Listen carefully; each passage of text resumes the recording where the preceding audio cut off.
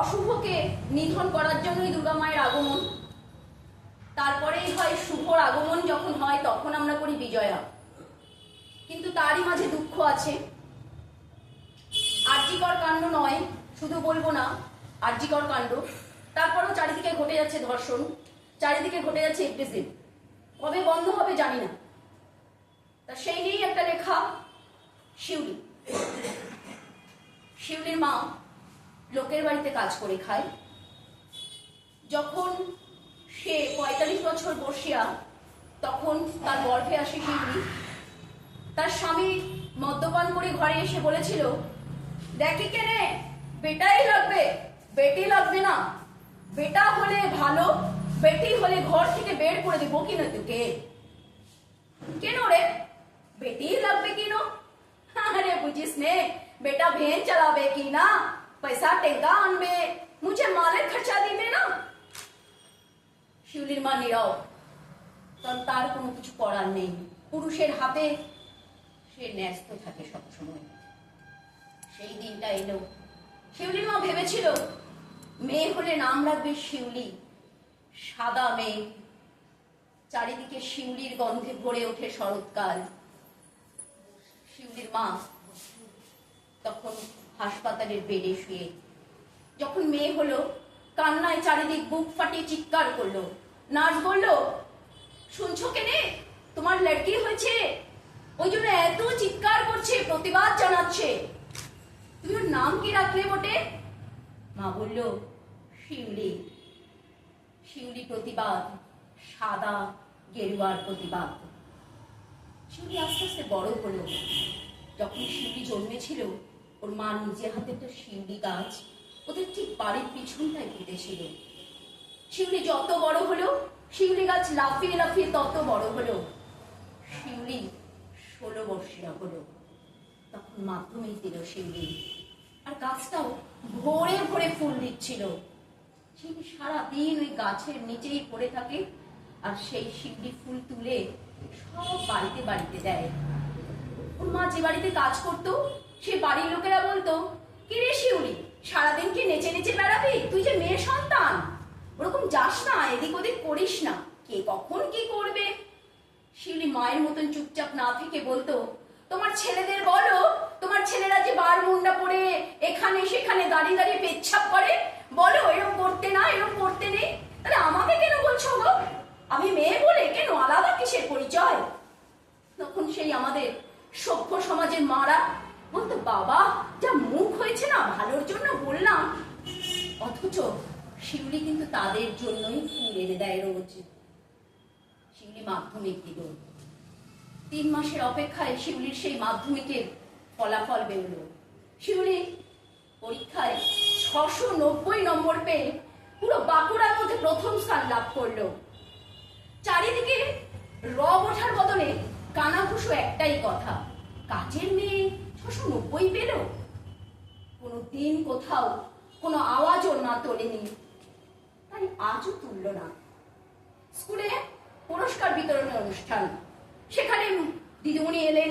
দিদিমণি এসে যথারীতি বললেন, দেখেছো তোমরা জামা পাও, কাপড় পাও, পেন পাও, শিউলি কিছুই পায় না। শিউলির মা লোকের বাড়ি কাজ করে, কিন্তু দেখো 690 শিউলি পেল, আর তোমরা 390, 490। ছি ছি ছি ছি, একটা কাজের মেয়েকে টিক্কা দিতে পারো না। সেই সভ্য সমাজ। কিন্তু কিছু কিছু দিদিমণি আছে, সেই সভ্য সমাজের বাইরে গিয়েও দাঁড়িয়ে প্রতিবাদ করলো, কাজের মেয়ে বলে কি তার 690 পাওয়ার যোগ্যতা নেই? যদি আপনাদের ভদ্র সমাজ এতই ভদ্র হয়, এতই শিক্ষিত তকমা নিয়ে ঘোরে, তাহলে কেন পেল না? শিউলি সেদিনও চুপচাপ বাড়িতে এসে মায়ের চোখের জল মুছিয়ে দিল। বললো, মা কাঁদিস নে রে মা, লজ্জা কিসের আছে? দেখিস আমি আবার উচ্চ মাধ্যমিকে ভালো ফল করব, চাকরি পাবো, তারপর তোর এই তকমাটা মা মুছিয়ে দেব। মা তখনও নীরব, শুধু চোখ দিয়ে জল। কিন্তু সে তখন একটা বলল, না রে বেটি, এই আনন্দের চোখের জল আছে মাইরে, ওরা কে কি বললো আমার যায় আসে না, তুই খেয়ে নে। শিউলি খেলে। তখন বললো, মা শিউলি গাছকে বলে আসি। শিউলির মা কাজের বাড়ি গেল।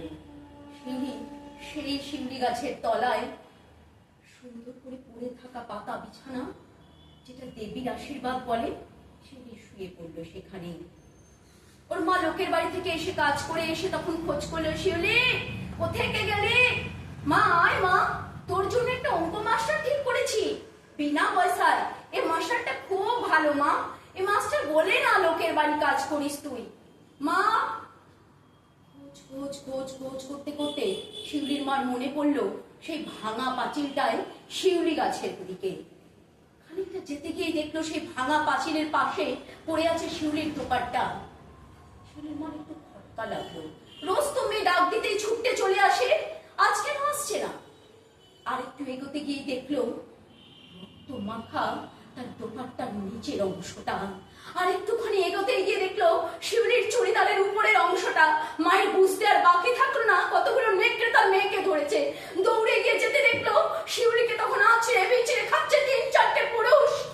শিউলির মা দূর থেকে পাথর ছুঁড়ে মারলো, একটা পুরুষের মাথা লেগে পড়ে গেল ঠিকই, বাকি 3জন ঘুরে পালিয়ে গেল। শিউলি তখন আধমরা অবস্থায় মা